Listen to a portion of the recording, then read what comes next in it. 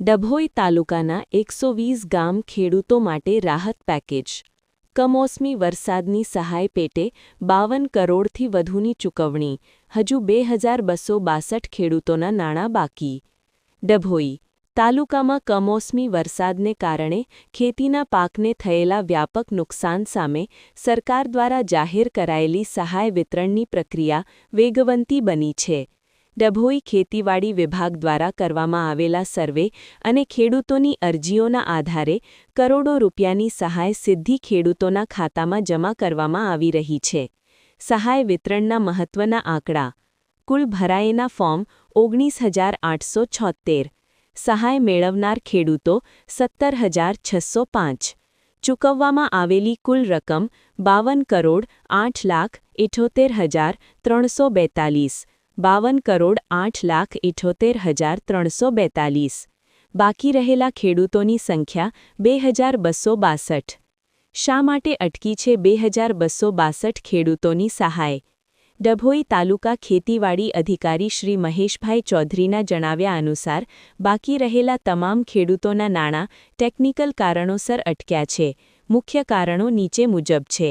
DBT સમસ્યા, bank ખાતા સાથે આધાર કાર્ડ લિંક ન હોવું, અધૂરા પુરાવા, જરૂરી સોગંદનામા કે અન્ય દસ્તાવેજો રજૂ ન કરવા, કેવાયસી પ્રક્રિયા, બેંક ખાતામાં માહિતી અધૂરી હોવી. ખેડૂતોએ હવે શું કરવું? ખેતીવાડી અધિકારીએ બાકી રહેલા તમામ ખેડૂતોને અપીલ કરી છે કે પોતાના ગામ સેવકનો તાત્કાલિક સંપર્ક કરે. બાકી રહેલા દસ્તાવેજો, સોગંદનામું અને બેંક વિગતો સત્વરે જમા કરાવે. પોતાના બેંક ખાતામાં આધાર લિંક ડીબીટી અનેબલ કરાવે જેથી સહાયની રકમ સીધી જમા થઈ શકે. તમારા વિસ્તારના ગામ સેવક આવે ત્યારે તેમને પૂરતા પુરાવા આપી દો જેથી વહેલી તકે બાકીના ખેડૂતોને પણ સહાયની રકમ મળી શકે.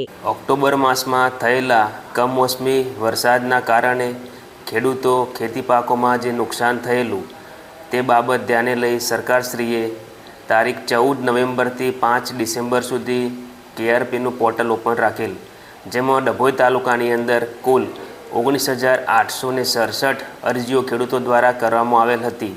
જે પૈકી આજની તારીખ સુધીમાં 17,605 ખેડૂતોનું ચૂકવણું એટલે કે 52 કરોડ ને 8 લાખ રૂપિયાનું ચૂકવણું આપણે પૂર્ણ કરેલ છે. બાકી વધેલા 2,262 ખેડૂતોનું ચૂકવણાની પ્રક્રિયા હાલ ચાલુ છે.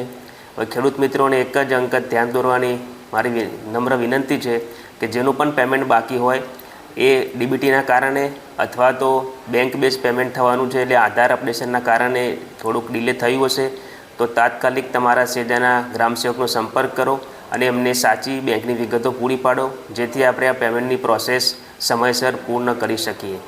ધન્યવાદ.